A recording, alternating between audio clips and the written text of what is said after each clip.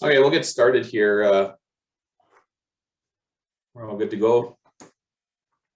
All right, I just want to thank everybody for attending. I know there are going to be people jumping on here and there. My name is Russ Shepard. I'm going to turn it over to our moderator for our first session tonight, Bruce Codd, and his special guest.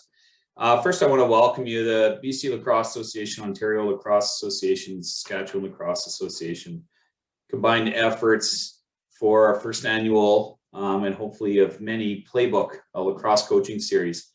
It's a long time coming, and I believe that we're using our technology and the COVID craziness to turn out some positives. We're really excited about the lineup we have over the next 7 weeks with speakers from all across Canada and North America. First, we'd like to acknowledge that we're meeting to discuss the Creators Game. We'd like to thank our Indigenous partners for the introduction to their great game and are very humbled that we're allowed to play this game. Also like to thank Epic Lacrosse. They gave us a quick turnaround on a sponsorship, and they are donating some items for our speakers. Next, I'll introduce Bruce Codd. Bruce has a strong resume. He's been involved in lacrosse for a long time. I believe he's sitting in Orangeville right now, which is obviously a big hotbed of lacrosse in Canada. He's one of the assistant coaches of the Toronto Rock and works with the Ontario Lacrosse Association. I've known Bruce for many years. I really appreciate his humble approach to the game and his ability to get people all on the same page. He's going to be the moderator for our first session. I just want to set some ground rules. We're going to have everybody's microphones off. We really encourage questions, but we want you to use the chat window to put those questions in. We are leaving time at the end of all of our sessions for questions, and we're going to see how many we can get to, but please make sure you put them in. We will discuss doing a rebroadcast at a later time, but for now, we're going to focus on the live feed. Welcome, Bruce, and everybody else. Thanks, Russ. Appreciate you taking the time out to get us started here tonight. Obviously, we're very excited about this series, as Russ mentioned. We feel like we have a great lineup of speakers, and on that note, I would like to get to tonight's speaker. Our guest is a man who probably really doesn't need a whole lot of an introduction, Ed Comeau. Ed's a multi-time winner of NLL championships. I think probably about 6 between his assistant coach and 2 as a head coach. Also a 4-time world champion, both in box and in indoor lacrosse. Eddie is also coached at every level in the grassroots, and we're really excited to have Eddie joining us tonight and sharing his knowledge and his passion about the sport, and specifically on developing good practice habits. So at this point, I'd like to welcome Eddie. And how are you, Eddie? Thanks, Bruce. Appreciate it. I'm doing well. Thank you to everyone for inviting me to do this. I'm looking forward to doing it. We all wish we were out in arenas and on fields right now, practicing, playing, and coaching lacrosse. But as I say to people, if we can't be doing it, let's at least be talking about it. So I think it's great that you guys put this together. And I looked at a number of the names of people that have joined in, a lot of familiar names, a lot of new names. So welcome, everyone. I'm excited to talk about practice and practice planning and developing good practice habits. So I'll get going here. And just before I as I get started up here, guys, it's important that we understand that you could have 50 different coaches doing this right now, and those 50 different coaches would have 50 different presentations. So I think it is these are things that I've done. These are things that have worked for me, for the groups I've coached. May not work for your teams or your people you coach with, but certainly, as we talked about with the moderators at the beginning here, sharing is an important part of what we need to help grow the game and pass along knowledge and our experience. And as I said, my experience may not work for you, but I think the goal of this is that you may pick up a couple things today that are going to help you, help your coaches, help your players, help your associations, and you're going to pass those on to others. So without further ado, I'll get commenced here on the presentation. So I think it's important to note, I think Bruce kind of talked a little bit about my background here, just so, and this isn't a humble brag here by any stretch. I always like to make sure people understand that I've done a lot of things, but I've done a lot of things, as Bruce said, at different levels. So I've coached tyke, I've coached intermediate, I've coached junior, I've coached a lot of different levels in box and field. So, I think the one thing to take away from the experience is it's a lot of practices. And these are just practices coaching, not to mention the 30 plus years of playing lacrosse. So as most of the people on the call have been involved with. So there's a lot of practices, and there's been a lot of learning opportunities for us throughout that. So just a couple quotes that I like to share with you.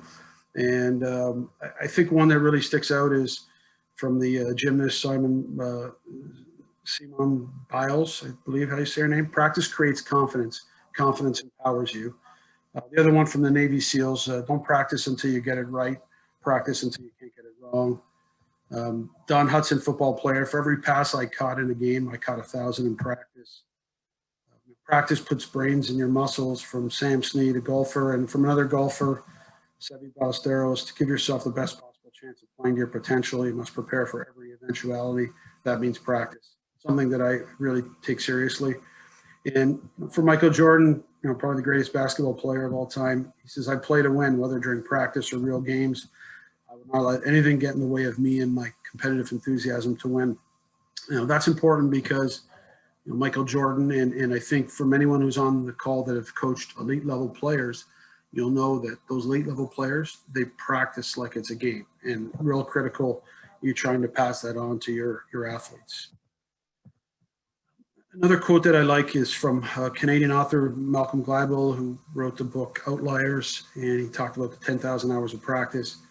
But I really like this quote: success has to do with deliberate practice. Practice has to be focused, determined, in an environment where there's feedback. So that's something that, keep that in mind as we go through this, how we're going to be focused, determined, and provide feedback. And from the great one himself, the only way a kid is going to go to practice is if it's total fun for him, and it was for me. So really something that we have to think about and make sure that we're creating fun atmospheres for our athletes, not just to keep them coming back, but to keep them engaged. And let's be honest, we all want to have fun, whether we're coaches, players, administrators. We wouldn't be doing this if there wasn't some fun in it for us. First thing, and first and foremost, is safety. You are in charge as a coach. And when I say you're in charge, you're in charge with all the safety of your athletes, of your staff, people in the arena, at the practice. So really take that seriously. Really understand what that means. And in this day and age, understand the COVID-19 limitations in the structure. The requirements in your municipality, your local health departments, your associations, your local associations. Make sure you understand those when we get going here and follow those. We're not following them just to check boxes off. We're following them for the safety of all participants, and not only the participants, but the people that those participants come in contact with, such as they go home and see their grandparents, etc. So really make sure we're doing our best to follow those protocols. And we're not going to talk a lot about that tonight, but I really wanted to put that in early so it was very clear that the onus is part of the safety that you're in charge with, is really understanding that and working with your associations. A few other things to really look at is the facility, look at the surface, the boards, the nets, whether the nets are falling apart or going to fall over, the lighting in the building. Some good examples. I've had some NLL practices in buildings with really poor lighting where we've had to move practice to one end of the practice facility because the lighting is so poor. Another example, early in the year in Ontario, when the ice comes out of arenas, sometimes you get a little bit of water still or condensation. So really being aware of the surface and how you're going to practice in those conditions. A few other factors: heat and humidity. Once again, being from Southern Ontario, we have lots of high humid days where we're over 30 degrees Celsius, and with the humidex, it's close to 40, and we've got lacrosse practice. So understand how the heat and humidity affect your athletes, whether you're indoors or outdoors, and that would entail possibly some more breaks, some cooling off periods, extra water. I know I can tell when it's hot and humid out because we go through water bottles really quickly on the bench. So ensure you have a plan to replenish the water. A few other factors, just be aware of, on the floor, we call them landmines, the older guys do. Just, you've got to In the summertime, you've got a white lacrosse ball on a gray floor. Very easy to not see when you're running up and down the floor and someone to step on and get hurt. So be aware of those, try to really be cognizant of those and keep them off the floor. It's a little easier when we're playing on turf, but even on turf, you got some logos that are big white logos, and we're out there for 20 minutes and no one sees a ball in the middle. So really be aware of that. Also be aware of the spectators, people sitting in and around the net area where balls are going to bounce up and maybe there's no mesh. Just be aware of that to give people a heads up. Also the safety of your other coaches on the floor, and even some other people that, you know, you get kids that are brothers and sisters of kids that are playing on the floor that want to be on the bench. You make sure they're in a safe area so they're not going to get hit with any errant lacrosse balls. So really important that we establish the safety factors and understand all the parameters involved in safety when you're coaching. And those could change, again, depending on where you are. I know in BC, there's a lot of outdoor boxes, so you're outdoors, you know, field lacrosse outdoors. So really take that into account when you're planning practice and when you're, you know, starting practices. As the great one said, how do we make practices fun? What can we do? So understand first and foremost, the social aspect is important. You know, going through COVID right now, if you ask most of the kids what they miss, they might say they miss school, they might say they miss lacrosse or hockey or football or basketball or soccer, but what they really say they miss is they miss their friends. They miss hanging out with their friends. So understand lacrosse, there's a social aspect. And that's a little different at the NLL level as well too. When we get together for a practice on a Friday night, you know, the beginning of practice, guys are, hey, what's going on? What happened this week? How's travel? Like all those things. So there's a social aspect of it. Understand that. That's part of a real big part of what makes our practices and our events fun.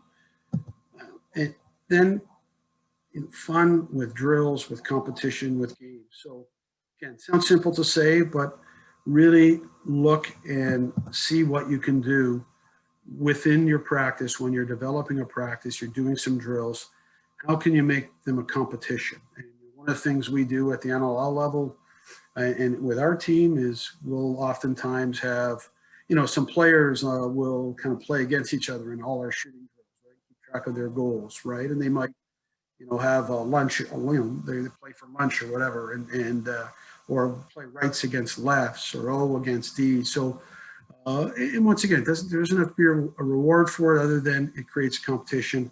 Understand the drills you have.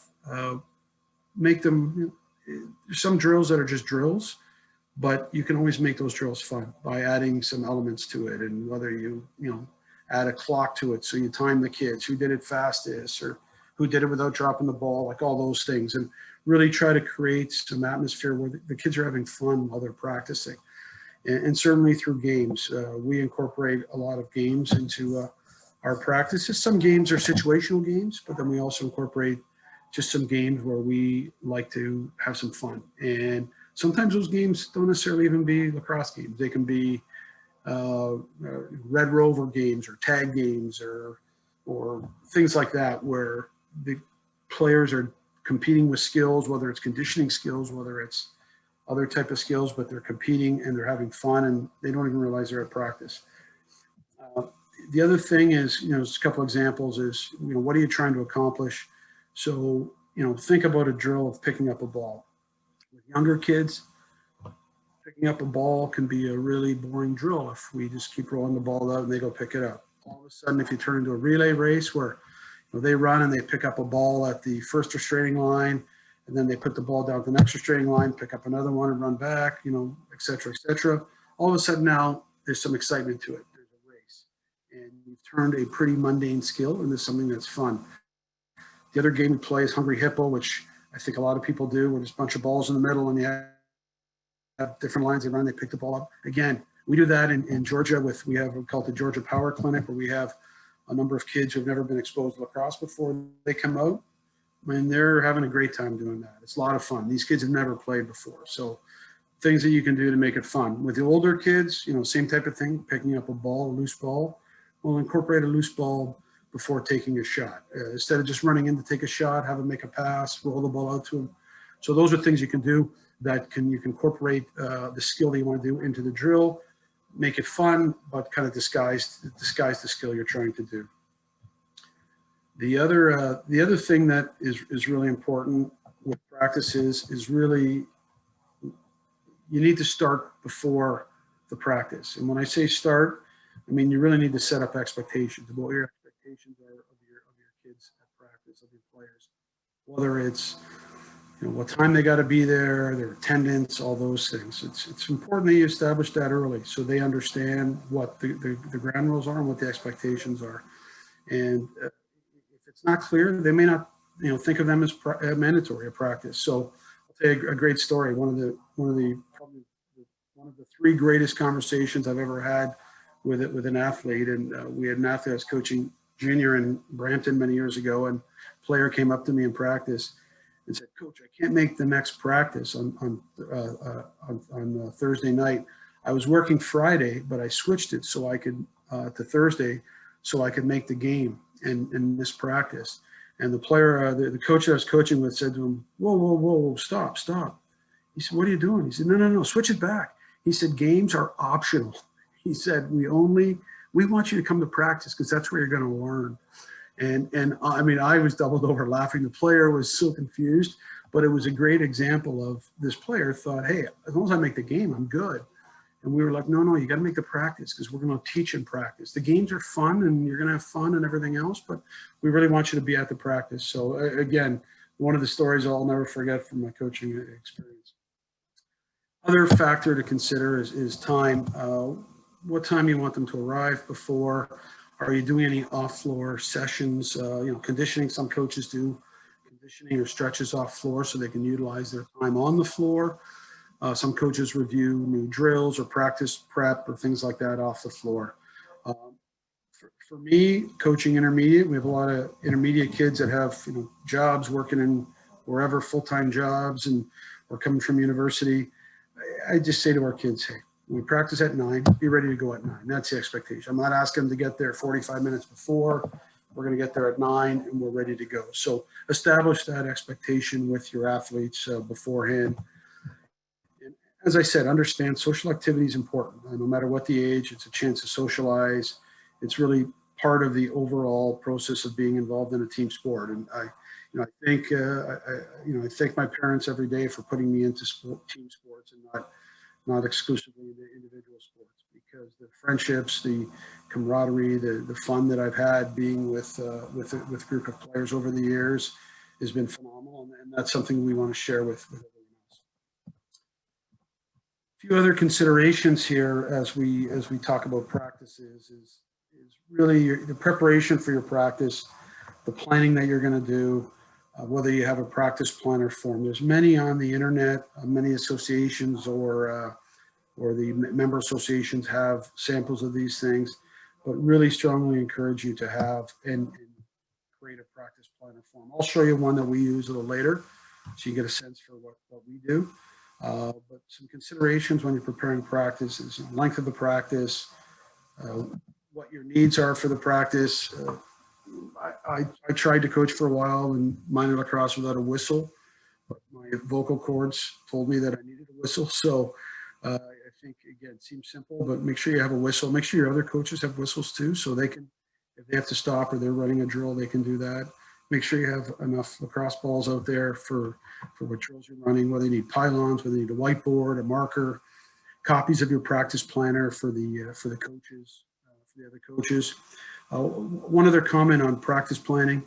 A lot of coaches will post their practice plan up, whether it's in the dressing room, in the hallway, on the glass during practice. I'm not a big fan of that, but that's personal preference for me. I like to have that ability to ad lib, to call an audible and say, "Hey, this drill we've been doing this drill's not going well. We're going to cancel this drill. We're going to add something in, and that means we're going to cut out this other drill." And if I have copies of that, I'm only having that discussion with 2 other coaches versus a bunch of players saying, "Hey, coach, how come we're not doing this?" Or "I thought we were doing that next." So once again, personal preference. That's the way I do it. It doesn't, I know lots of other coaches on the line post their practices. Again, that's up for you to decide what you want to do. Also, number of players you're going to have, number of goalies. we've all had practices where we've shown up with a great practice plan for your 18 runners, and you get there and there's 12 players and no goalies. And surprisingly enough, you'd be surprised to know this happens in the NLL quite a bit with travel. People get stuck, miss flights get delayed, canceled, baggage doesn't show up, all those things. So sometimes you take some time to plan a practice and you get there, you're going to have to be a little bit adaptable because things may happen. But trying to know that in advance helps you plan practice and what you want to work on. Also, think about your coach to player ratio with your assistant coaches or others that are certified that are out helping you on the floor. The lower, the better. A 1 to 4 coach to player ratio is better than a 1 to 8. It just gives you more eyes on the players while they're doing drills. And as Malcolm Gladwell said, to provide that feedback that's really important in the practice process.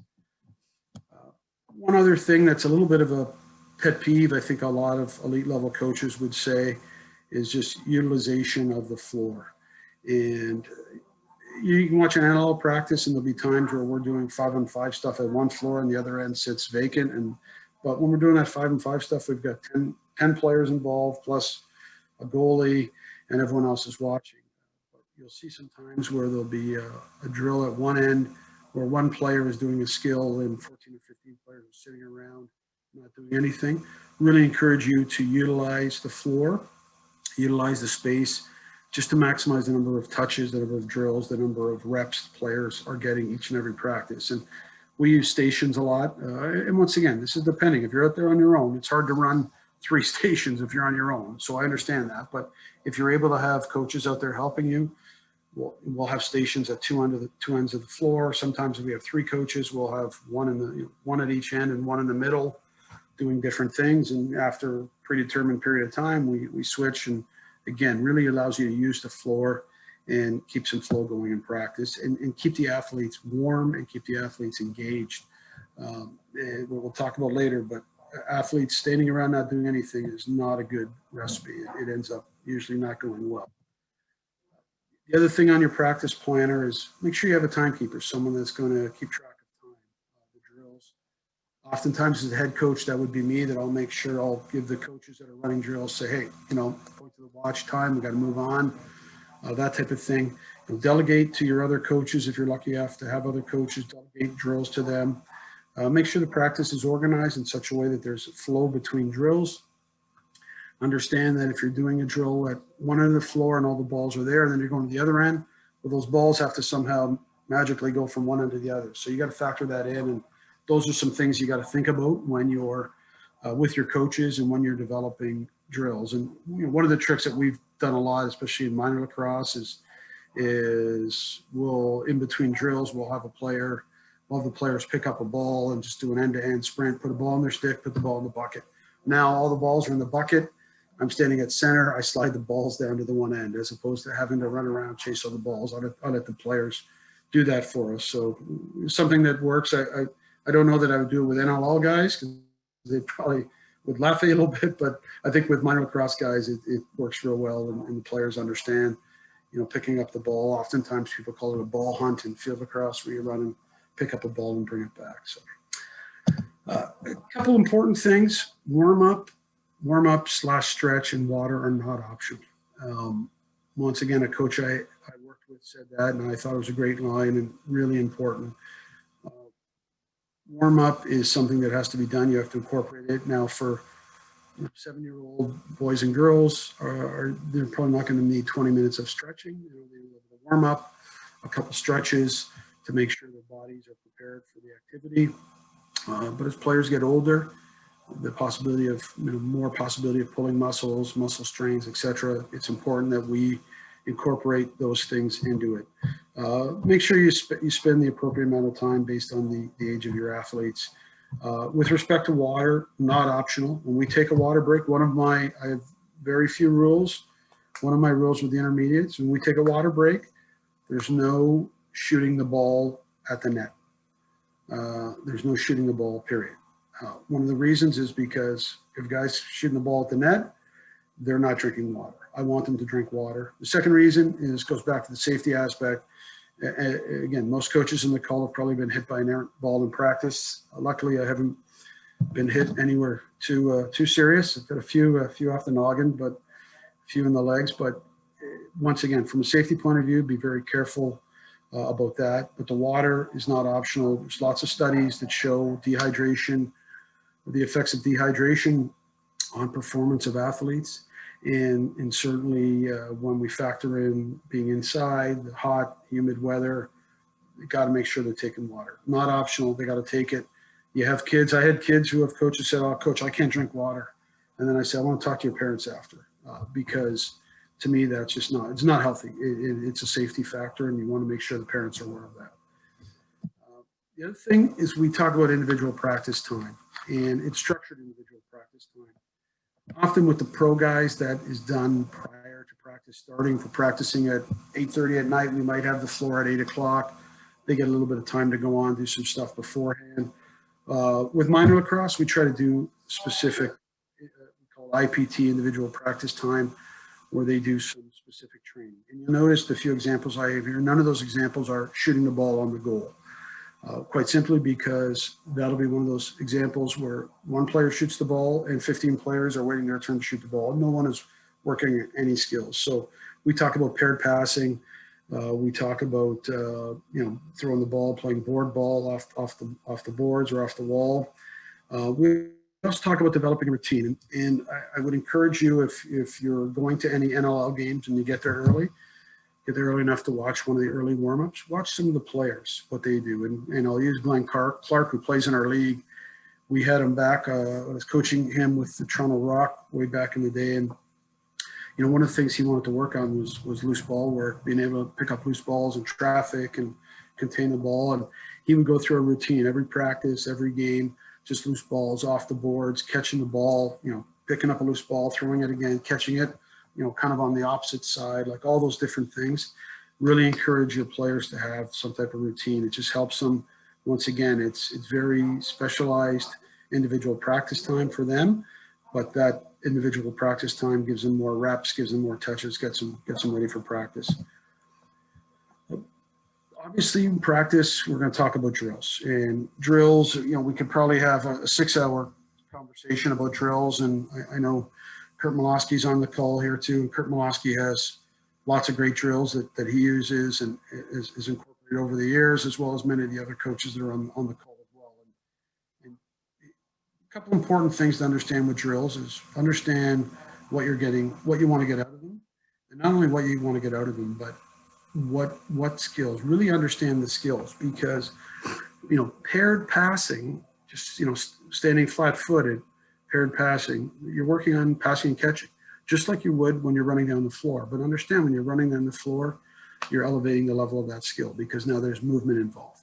And now you're passing, you're catching, you're moving. And what I try to always do as well too, and I think one of the things that our Canadian players and Indigenous players are excellent at is, and you hear a lot of this from the coaches in college in the US, when the players go down there, how great their stick skills are, how well they catch in traffic. Well, one of the reasons we do that is because so many of our drills, we're catching and throwing the ball across our body.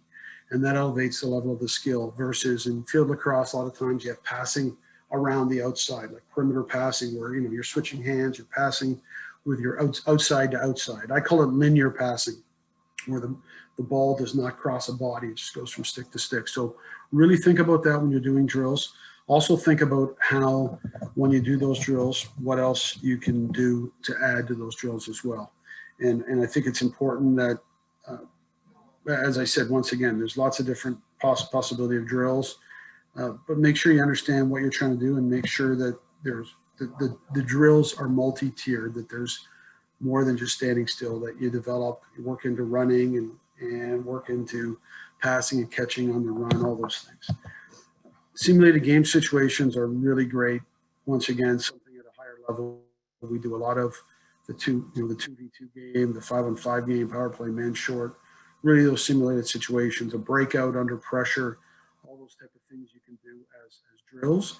And it gives you a great opportunity when you do those to do some teaching, especially if you have a few coaches. A player can pull one of the athletes, a coach can pull one of the athletes aside and have a conversation about what they saw or what they think they could do differently in that particular situation. So really try to do a lot of those. Once again, it becomes kind of fun, and players like to play games, and these are games, they're game situations, and we really try to incorporate a lot of those.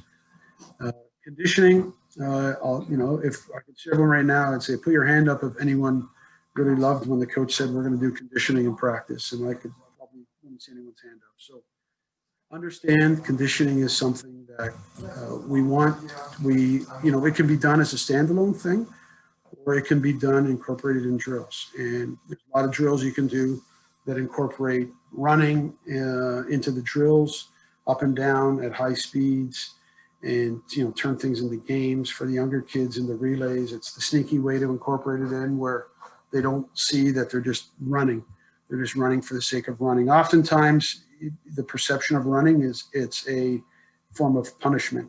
And that's not what we want. We don't want players to think running is punishment. We want players to get to work on their conditioning through some of the drills. Now, again, there's an opportunity for some standalone. We do some anaerobic training at the end of practice, where we talk about the work to rest ratio. So there's opportunity for conditioning stuff, but running a gazillion sprints in practice is probably not something the players are going to go home and say, wow, did I ever have fun tonight at practice? We ran 1,000 times up and down the floor without a ball in our stick. It's not all that much fun. So just think about that. Just with reference to the anaerobic training, understand that this is stuff you can do some research on. If you have the ability, or a strength conditioning type coach, they can explain it a little bit more to you. But it's really, aerobic training is quite oftentimes for the longer distances, like the marathon running is very aerobic for the most part. That's a simple statement to make, but lacrosse with short bursts of energy, very anaerobic, and it's a different muscle group. So your work to rest ratio is really critical, and you hear a lot about high intensity interval training now. So I would suggest, again, that's a separate full session to talk about. So I would suggest that you spend some time and do some research on that, because really, really helpful and very educational. And then the long-term athlete development model, small-sided games. I'm sure you've all heard lots about this. It's really great for increased reps, touches, skills. It allows you to have players have fun and in a much smaller area. And one of the things we do a lot is we'll bring the nets up in the NLL. We bring them to the restraining lines, and in the summer league, oftentimes we'll bring them to where the blue lines would be, and we play a little 3-on-3 within that area. And it's amazing the amount of fun. And once again, with younger kids, you'll see kids that'll get to touch the ball that if it was 5-on-5 full floor, they probably wouldn't get to touch the ball. Where 3-on-3, they're going to get those touches, they're going to get those reps. That's going to help them improve their skills. So something really to factor into. And there's some great. We looked at a number of hockey videos. There's some great small-sided games hockey videos out there you can watch and incorporate some of those drills into your practices as well. So we talk about drills, and a couple things to think about is when you're introducing new drills is when do you do it? And right now we're kind of in a digital age where we have technology. There's apps, there's YouTube's videos. One of the things that I wanted to share with you that I think is an excellent source is called it's an app. It's called Edu Creations, and I'll try to click on it here. I think this will work. So this app just shows you. This app is it's basically a whiteboard on the iPad, and allows, or iPad or whatever, I guess MacBook Pro, whichever one. It allows you to do drills on here. So.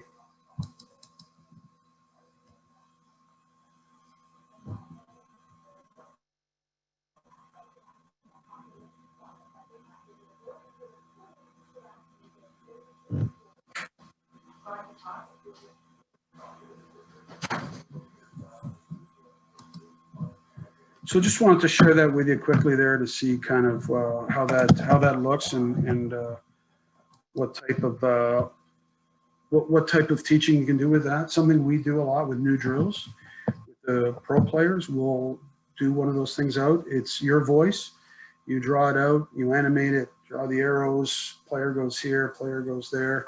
We draw that stuff out, and then we send it out to the players. So when they come to practice, they've already seen the drill on, like they've looked at it, they've seen it, how it works, they understand what the key teaching points of it are. So once again, something that we think is really, really cool thing to do with technology. And once again, with tight age kids, I don't think you're sending them an email with an app, but as kids get older, whether you can send it to them somehow, if once again, all the, what do they call that? Those laws for personal stuff and everything, you know, making sure those are all clear, but you can send those type of apps, and it really allows you to do some teaching. And once again, you know, if you're blessed with video, it's great to do that, but it's a free app, highly encouraged, called Edu Creations. And no, I'm not a spokesperson for the app. So I probably should be, the number of times I've recommended it to people. But so understand too, there's, great things, apps. There's some good apps out there, lots of field lacrosse ones. There's some good things on YouTube. There's some great videos, both in your association and your member associations and your local associations as well. And just do a quick search, and I'm sure you'll find some great videos on that. So, but a lot of people will, if they're doing a new drill, they'll try to do it before practice. They'll diagram it out, they'll explain it, whether it's in the room. Once again, your time is limited on the floor. So taking players in and, take a knee and take 5 minutes to drop a drill. Reality is a lot of those players aren't going to understand it anyway. And all you have to do is watch when you go to do the drill and you say, okay, everyone, get in the 2 lines. You watch all the kids kind of working their way to the back of the line. So really explaining it beforehand and understand people learn in 3 different ways, right? They experience it. They can be, they can learn it by listening, or they can learn it by seeing it. So understand when you incorporate a new drill, you want to make sure that you incorporate all 3 of those learning avenues into the drill.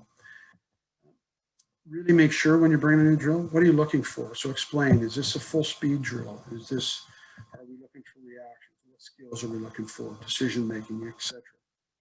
A few other key things, walk through it on the floor once, just before you get started, right? We'll go through when we bring a new drill, even with sending it out on the Edu Creations to our athletes. When we do a new drill, we'll oftentimes walk through it on the floor once, just so they understand it. And at 50%. With younger kids, I found oftentimes we do it with the never ever dropped imaginary ball. So we do the drill with a imaginary ball on their stick. So you never have to worry about doing the drill. The player passes the ball, the guy drops it, or the girl drops it, and then next thing you know, we're trying to explain it. So think about that, right? You don't need the ball to demo the drill. Also, select your example participants wisely. You'll know from your players some that kind of get things quickly. Maybe they learn differently. You'll see others, the ones that are gravitating towards the back of the line. You put those players at the front. Then you got a drill that's not going to go over very well, and you're going to have to explain it 3 or 4 times. So select them wisely. Stop and correct it as necessary at the beginning, because it's much easier to stop at the beginning before you get into a flow of it and add the stop and build into it. Oftentimes, drills have multiple layers to it. Start with the first aspect of it. Okay, we're passing 1 pass, a catch, we're going to shoot. Then we're adding the pass, the catch, now we're adding a loose ball, we're going to shoot. And we're adding pass, catch, loose ball, another pass, whatever. So build onto it, and that's a great way to help your athletes really understand it. Once again, with drills, make sure you want to get out of the drills, whether it's conditioning, stick skills, decision-making, combination of all. Understand that things might change when you get going, that you might realize, hey, we wanted to do this drill because we thought it was a really good stick drill, but now it's becoming a great conditioning drill. So be adaptable, understand things may be fluid when they happen. Always think about this, and this is something the great Les Bartley was my mentor in lacrosse as a coach. We would always look to add another shot. We would say, okay, we're doing a drill. Can we add another shot to this? Can we add a loose ball? Can we add a reaction sprint? One of the drills we do in Georgia, it involves a flow drill, like a lot of teams do, where you go 2-on-1 one way, 3-on-2 the other way. Well, we thought, hey, this is a great drill, but then we said that's not really game-like, because the drill for the guys that shot the ball, the drill ends when they shot the ball. We said let's add a sprint. What are they going to do there? They're going to sprint to the bench. So now they do that drill. They take a shot. They're sprinting to the bench. The guys that are going out are waiting for them to come to the bench before they go out. So once again, add to it. Can we add more skills? Can we add another reaction to it that makes it more game-like? As I said earlier, borrow from other sports. Hockey has some great flow drills. There's lots of drills. I'm sure Bruce Codd's done 1,000 hockey drills in his day, and through lacrosse, I know there's a lot of great lacrosse drills that were borrowed from hockey that a lot of coaches use. And basketball is another great sport. So many of the same type of pick and roll type things that you can borrow to look for those. And as I said earlier, associations, YouTube, websites, great ways to find that information. A few other considerations through your practice: having a game review and game prep. So use your practices to review in your game. What did we do well? What do we want to repeat? What do we need to improve on? We'll be in this situation again. So walk through this, create some drills that maybe simulate those things they need to do better, or simulate those things that you want to reinforce that you did well. And really, it's, as Malcolm Gladwell said, right? Correction is important, and clarify the improvement opportunities. It doesn't have to be in a negative form. It could be, hey, in this situation, what options do we have to do here? What can we do differently next time? And those are things I like to use as framing, as opposed to saying, don't do this. I really try to speak in the affirmative, as opposed to, I tell players what I want them to do, as opposed to what I don't want them to do. And again, that's there's a whole lesson on that, whole sports psychology on those things. Also, special situations. One of the quotes I had about Seve Ballesteros, and golfers are famous for this. They practice every shot. They practice hitting shots off gravel. They practice hitting shots wrong-handed behind trees. They practice flop shots. Every shot you can think of, they practice, because they know, maybe not this round, maybe not the next round, maybe not for 10 rounds, but one round they're going to need that shot, and they want to say, hey, I practiced this. And it's really hard to do. It's something trying to be prepared for every situations. And, there's so many situations in lacrosse. And, I'll say to players an example. I'll say, okay, last 30 seconds of the game, we get the ball. What do we want to do? They say, well, we want to call timeout. I say, well, what if we don't have a timeout? Well, then we want to do this. I said, well, what if they press us? What if they're man down or they're man up, or all those different situations? There's so many situations. But the idea behind this is try to pick a few. Delayed penalty is a great example. It's a free opportunity to try to score a goal. Practice some time how you're going to try to create offense when you have a 6-on-5. Practice some time how you're going to defend those situations.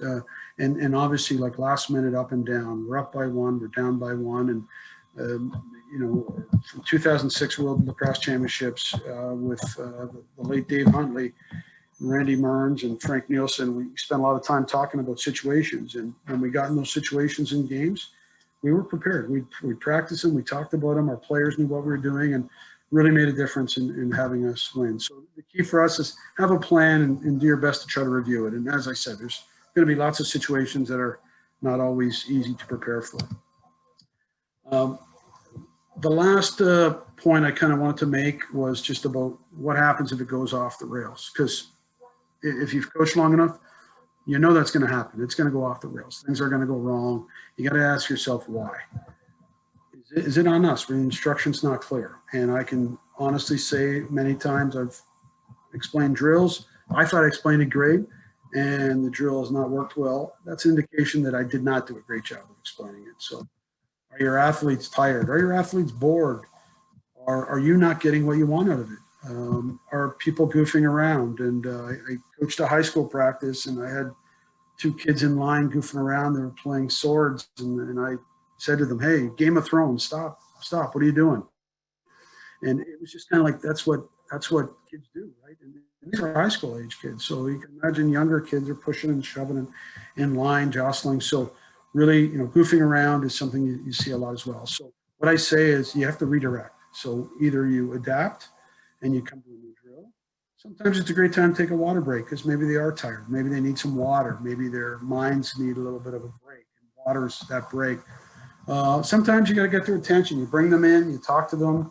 Again, I'm not a huge fan of disciplined sprints, but it gets people's attention when you say, okay, get to the end line. Let's do a couple of sprints or side to side or whatever you're going to do. Getting their attention, bring them in, redirect. Really, really important for you to do in those situations, because as much as we think we all have great practices, they do go off the rails. So next thing, I'll just show you a little bit of an example of one of our practice plan sheets that we use in Georgia with the Swarm. And once again, this is something that I've used for a lot of years, a lot of different teams. I know some other coaches have used this model as well. There's lots of different ones you can use. Oftentimes at the bottom of the practice sheet that I have here, I'll have some rink diagrams so I can draw some things out.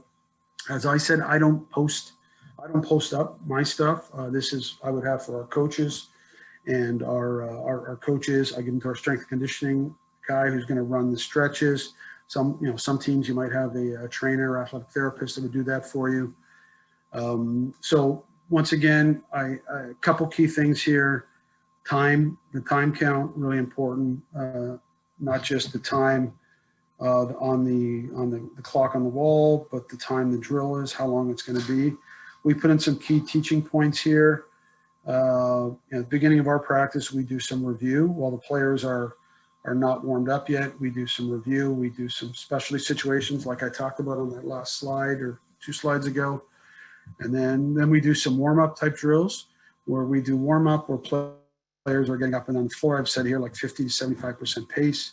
Then we're stretching for 15 minutes and our strength and conditioning guy and our captains run that. And then we go into some up and down floor stuff, more full speed. We split for power man short. Then we do one of those full floor kind of progression drills.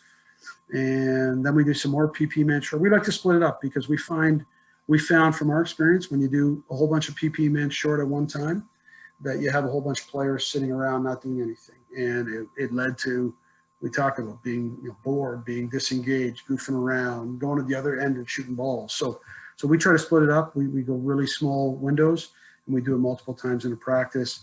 And then we do some, we call this our OD split, where we do some teaching with our O group and our D group. We do some game prep stuff as well at that time as well. And then we do some 5-on-5. We do some full floor or half floor 5-on-5. And then we end with a game. And we oftentimes have the players create the games. They make the games up. Some are hits, some are duds. It just really depends. But it's their game. They have some fun with it, and that's how we end. We want to end on a fun note. I really encourage you with your athletes, especially the young kids, end on a fun note. They might not remember all the training that they did during the practice, but they'll remember, hey, at the end we had a fun drill to end it with. So really, really important. And you see here we end with a stretch at the end, and we encourage guys to do additional stretching in the room. So just a summary of the presentation here. Safety, your responsibility, really critical. Set expectations. Do the planning of your practice. Make sure you spend the time to plan it. Drills, incorporate drills and how you're going to use drills and what you can add to them and what skills you want to accomplish. I talked a little bit about teaching new drills, some key things with that, how to incorporate some game review and game prep into your practices, the situational preparedness, about redirecting when things go off the rails, and of course fun, really making sure that the athletes are having fun and they go home be excited about getting back, can't wait to get back. And really, I said earlier too, talk to other coaches. Sharing is caring. Observe other coaches, seek out other coaches, ask. It's one of the greatest things about our sport. It's very small in the sense that you have access to some really great coaches in your association. So ask those coaches, ask for their thoughts, ask for their opinions, their experiences, and I'm sure they'll be willing to share. So on that, I'll pass it back to the moderators for questions. Thanks again for having me on. Hopefully you enjoyed it, and as I said, everyone, hopefully we all learned a couple things here tonight. Eddie, awesome as usual. Really thank you for joining us. And at this point, I guess we will turn it over for some questions. I know there was one during the session. Jason Crook asked, what sort of drills would you run in the middle of the floor when you're talking about stations? So maybe you could give us some ideas on that. Sorry, Bruce, you cut out there, sorry. The question was, what kind of drills could you be running at the middle of the floor whenever you were kind of utilizing your space? Well, that's great. That's a great question. I think for middle of the floor, oftentimes we'll do a loose ball drill in the middle of the floor. In the summer arenas, if you think about it, you have those two kind of restraining lines and then the face-off circle. Those lines make a great boundary for doing some little games in the middle. Oftentimes we'll do a passing game where we'll play 2-on-2 inside and they have to pass out to their players on their side. It's a fun game. We do some loose ball work in there, some rebound stuff off the boards. Obviously, it's hard with goalies to have goalies up there, but there's lots of different passing and skill drills you can do. But utilizing that floor is really, really helpful especially when you have large numbers, because if you have 18 or 20 players on the floor, and you have 10 at each end, you got you got 18 players potentially standing around while drills are being done. So utilize that middle. It's a great opportunity. One of the questions submitted earlier was, how do you really try and formulate your practice to make it game-like as possible? I think that is a great question, because especially really trying to look at the drills. And we do lots of drills and I'm as guilty as anyone, that we do drills because when I played, we did that drill. And when I coached, the guy I coach with did those drills, and we're going to do those drills. And some of those drills are great, but really trying to add, as I said in there, about really trying to add a game focus to it. So, passing up and down, a lot of teams use like a double post type drill where you pass a ball, you catch it, you pass a ball. Well, doing that at full speed, that simulates more of a game.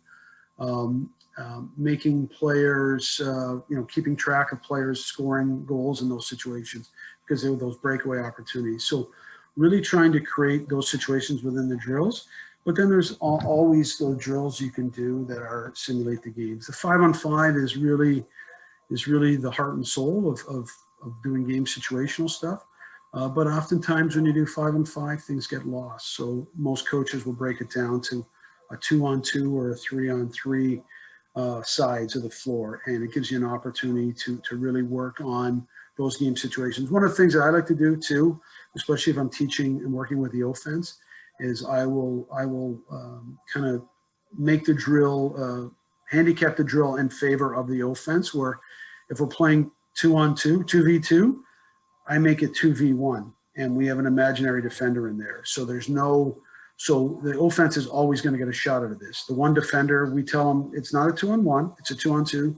You pick a guy. When they come to pick you, you make a decision, and the offense has to react to it. So it's a great opportunity to create a game situation, but we've made the advantage to the offense in that situation to help teach the skill. Whereas if you have two players going up against two really good defenders, they may never get a shot off. So really have you practiced the skills you want to do if they can't get those opportunities to happen. Great.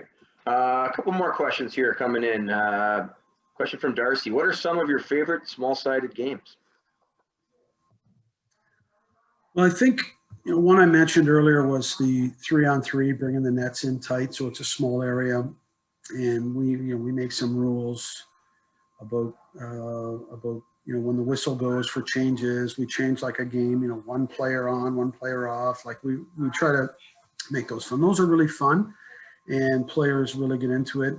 The other one I talked about was, and it's hard to describe with a whiteboard, but really that we break up into two teams, and we put one team on one restraining line, one team on the other restraining line, and then we put two players from each team in, and they battle and they pass the ball out. So every time they pass the ball out to their side counts as one. When they pass it back in, it counts as one. So really teaches the players to work together in the middle, to pick for each other.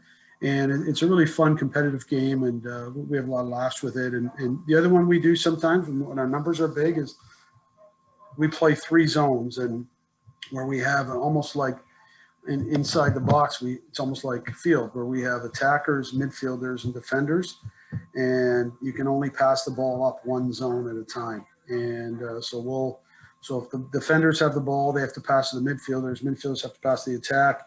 You can't go out of your zone. And then we do that for a minute, and then we switch, and guys go from one zone to the other. So we kind of do that. It's a fun drill. Again, if your numbers are high, it's a great way to get everyone involved in a drill and really make it, engage all the players and have some fun with it. Excellent. Another question from Bert. Coaching tight age kids, how many drills would it be a good number per practice before it gets too much for them to remember? Well, that is a great question. It's been a while since I've coached tyke, but I think with tyke, I think the key with tyke is to keep the drills. You're going to do some drills, but once again, if the drills are disguised as games and they're disguised as relay races or competitions, Hungry Hippo, those type of things, it really, the kids don't think they're doing drills. They think they're playing games. And so, but one of the key things with the younger ages, and I would say with the older ages too, is really limit the length of time on a drill. If you're spending 15 minutes doing a drill and it's same drill, I would be bored. So I can't imagine that kids wouldn't be bored by it. So really limit the length of the drill and incorporate some games into it. And that's what I would do with the young kids. And that's what I did when I was coaching my kids when they were in house league and young. We just try to do lots of drills, short durations of time. And the other thing too is it gives you an opportunity to do some individual coaching, because with the younger kids, oftentimes you've got to pull one of the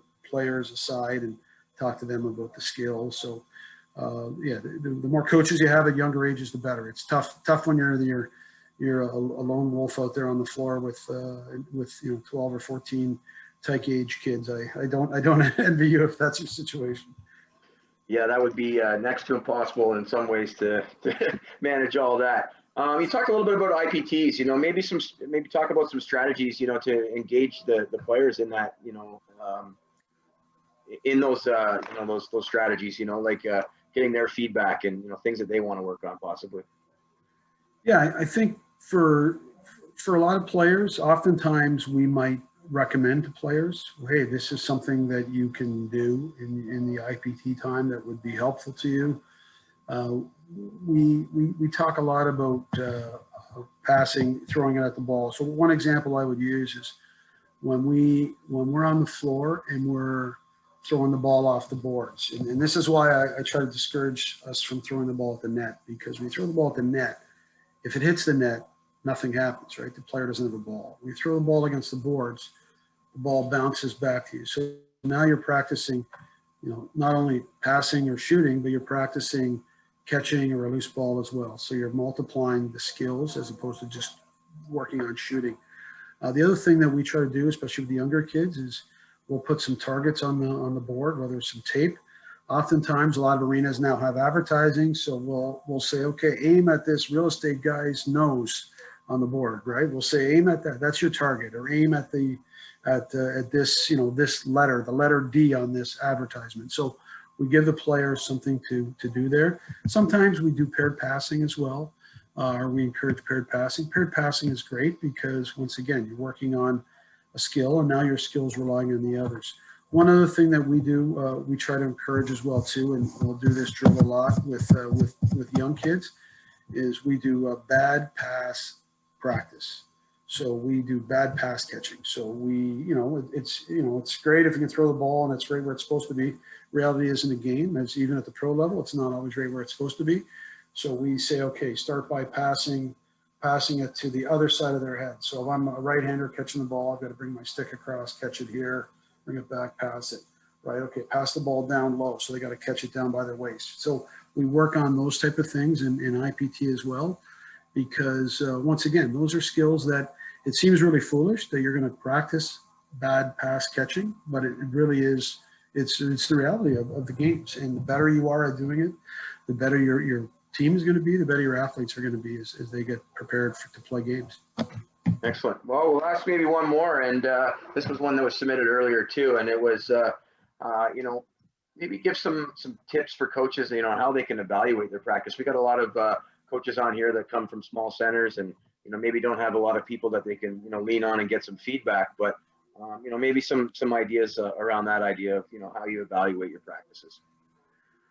Well, I think first and foremost, we talked about the fun aspect. I think if the kids, if the kids are leaving and they're sweating, their faces are red, and they're laughing and they had fun, I think, you know, great job, right? That's a high five to everyone. Like, you've done a great job of the key elements, right? You know, safety, the social aspect, having fun, you know, the kids, the parents are happy, the kids learn some stuff. I think from an evaluation point of view, it is tough, but really, you know, the one thing you can evaluate, sometimes a particular practice, it's not easy to evaluate in a single practice as a standalone, but most coaches could tell you, you know, no matter how experienced you can see the improvement in young players over a couple practices. So, you know, looking at one, you might say, geez, that didn't really seem like a great practice. We dropped a lot of balls, and lo and behold, the next practice you show up and players are catching balls or picking up balls. So you realize, hey, they did improve, the skills are better. So really, I mean, those are the key things, I think, you know, the safety, the having fun, and just watching the skill improve. And as I said, it's not always in a one practice. You may need to evaluate that over a number of practices. And it is truly amazing. I've coached some teams in the past that have had players that have never played before and new to the sport. And it's amazing when you think from the beginning to, you know, 3-4 practices or a month in, how much improvement that there is. So really, you know, focus on that and look a little bit more long-term than one single practice. Very good. Well, you know, again, we thank you for your time, and you know, I know we were talking a little bit about before about, you know, sometimes when you come to a session, you hope that if you can get even one thing, you're a better coach. And I know that myself personally, there was lots of things I could take away from today, and we really appreciate you, you know, spending the time here, Eddie, and you know, passing on that information, which is an awesome session. Great. Thanks, Bruce. Thanks to everyone, the panelists, and thanks to everyone who joined. And let's hope, fingers crossed, we get back out on the floor sooner than later and get back to doing what we love to do. So thanks again for having me, and appreciate everything. Our pleasure. Just want to remind everybody, there's another session coming up in a half hour from now with the Turtle Island Lacrosse organization. So Randy Statz and Brennan Bomberry will be speaking on, you know, the medicine game, exploring Indigenous roots and developing diversity. You know, and we're very excited to have Randy. I'm going to turn that session over to Russ to moderate that one. Maybe Russ, if you want to add anything on that. No, I think we're really excited to have these two individuals, and they're going to discuss some opportunities for us to really pay some homage to the creators game, and how to push and understand as a coach how to be promoting diversity without being disrespectful to the roots of lacrosse. It'll be a great session. Yeah, so we thank everybody for taking the time tonight. You will expect to see an email from us in the near future here, just kind of updating. I just want to let everybody know about some of the upcoming sessions as well. So if you can't join us for whatever reason tonight, we hope that you really can. You know, next week we have a panel discussion with Glenn Clark all day, a couple of officials, Lee Bryan, and we're excited about that. And you know, this is obviously going to be an ongoing thing for the next 6 weeks, 2 sessions every Sunday. So thanks for joining us tonight, and hopefully we'll see you again soon. Yeah, Bruce, I just wanted to interrupt there quickly. Sure. There is a new link for the Turtle Island session here in 30 minutes or 25 minutes that Bruce will email out to everybody, I believe. And then starting next Sunday, we will just have one link per night, so you can sign in on one link. We're trying a couple of different options here, and we think that's going to be a little bit more efficient. So we'll see everybody in about 20 minutes. Thanks very much.